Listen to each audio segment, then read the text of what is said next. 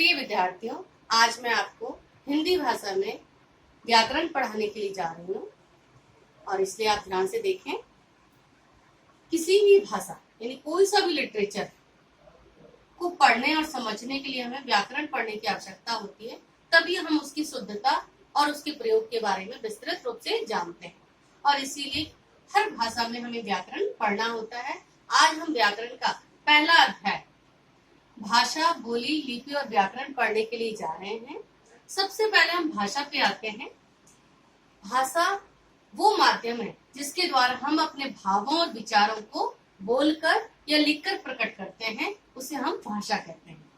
भाषा के दो भेद हैं, मौखिक और लिखित। मौखिक यानी कि जब हम अपने भावों और विचारों को बोलकर प्रकट करते हैं तो उसे मौखिक भाषा कहते हैं, और जब हम अपने भावों और विचारों को लिखकर प्रकट करते हैं तो उसे लिखित भाषा कहते हैं। भाषाएं बहुत सारी हैं, असंख्य हैं। भारत से लेके विश्व में बहुत सारी भाषाएं बोली जाती हैं। हम कुछ भाषाओं के बारे में देखते हैं। हिंदी, पंजाबी, अंग्रेजी, तेलुगु, ये मुख्य रूप से भारत में भाषाएं बोली और लिखी जाती हैं। हमारे भारतीय संविधान में 22 भाषाओं को मान्यता मिली हुई है। सन 14 सितंबर 1949 को हिंदी को राजभाषा के रूप में घोषित किया गया था और तब से लेकर आज तक हिंदी हमारी राष्ट्रभाषा या राजभाषा के रूप में सरकारी कामकाज से लेके संपर्क भाषा के रूप में काम आती रही है। अब हम इसका दूसरा जो उपविषय है, उपभाषा या बोली के बारे में पढ़ेंगे। सबसे पहले उपभाषा यानी कि जो भाषा की जगह काम आए उसे हम उपभाषा कहते हैं, जो किसी सीमित क्षेत्र में बोली जाती है और जिसमें साहित्य भी लिखे जाते हैं, जैसे ब्रज, अवधि, अंगिका आदि। मध्यकाल में ब्रज और अवधि ऐसी उपभाषाएं हैं जिसमें विस्तृत साहित्य का सृजन किया गया था। आप देखते हैं रामचरितमानस से लेके तुलसीदास के अनेक ग्रंथ ब्रज और अवधि भाषा में लिखे गए थे।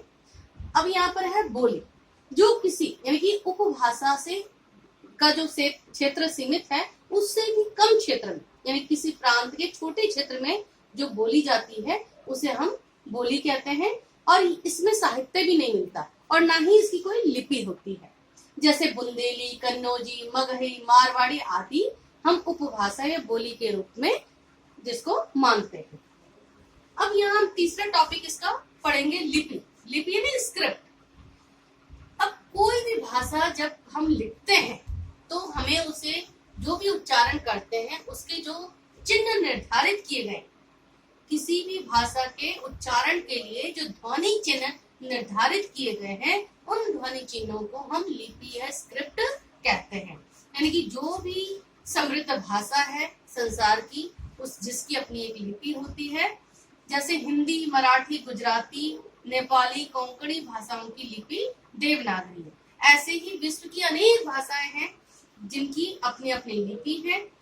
जैसे उर्दू की फारसी लिपि, अंग्रेजी की रोमन लिपि, ऐसे ही प्रत्येक भाषा की एक अपनी लिपि यानी कि उनके ध्वनि चिन्ह निर्धारित किए गए हैं। सबसे पहले अब हम पढ़ेंगे कि लिपि का जो है क्या महत्व है, क्या आवश्यकता है।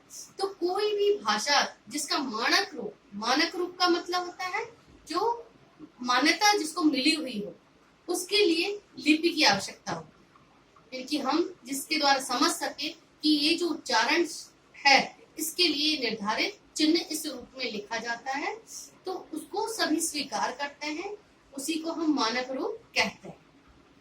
तो इस तरह से प्रत्येक भाषा की एक अपनी अपनी लिपि होती है। अब चौथा इसका उपविषय पढ़ेंगे हम, व्याकरण। अब जैसे ही सारी जितने भी उपविषय पढ़े हमने व्याकरण में ही समाहित है, लेकिन फिर भी व्याकरण विशेष रूप से है क्या? तो व्याकरण वह शास्त्र या नियमावली है जिससे भाषा के शुद्ध रूप और उसके प्रयोग का हमें ज्ञान होता है, उसे हम व्याकरण कहते हैं। यानी व्याकरण के द्वारा ही हम किसी भाषा के लिखने का जो शुद्ध रूप है और उसको किस प्रकार से प्रयोग किया जाता है, जो हम समझते हैं, जानते हैं, सीखते हैं, वो व्याकरण के द्वारा ही सीख पाते हैं। यानी प्रत्येक भाषा के लिए व्याकरण निश्चित होता है। देखिए जितनी भी भाषाएं हैं संसार में, उसके साथ साथ उसका एक व्याकरण है। यानी कि प्रत्येक लैंग्वेज के लिए ग्रामर निर्धारित किया हुआ है जिसके द्वारा हम उस भाषा के मानक रूप का अध्ययन करते हैं, शुद्ध उच्चारण और शुद्ध प्रयोग के बारे में सीखते हैं। इस तरह से हम व्याकरण के बारे में जानते हैं। तो आज का हमारा जो ये टॉपिक था भाषा, बोली, लिपि और व्याकरण, वो संपूर्ण हुआ।